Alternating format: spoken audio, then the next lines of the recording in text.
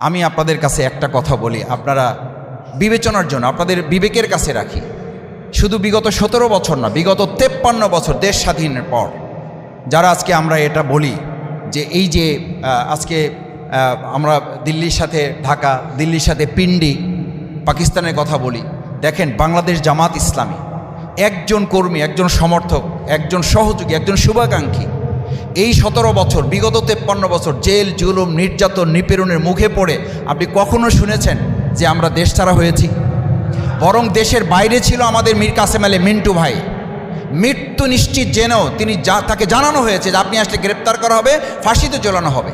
এটা জানার পরও তিনি দেশে এসেছেন এবং বলেছেন এই দেশ আমার, যদি প্রয়োজন হয় আল্লাহর জন্য, আল্লাহর দিনের জন্য, এই দেশের জন্য আমি জীবন বাজিয়ে রাখবো, এই দেশেই আমার মৃত্যু হবে, এই দেশ থেকে আমাকে কেউ বিতাড়িত করতে পারবে না। আপনি সেই দেশের, সেই দলের জনগণকে, সেই দেশের কর্মীদের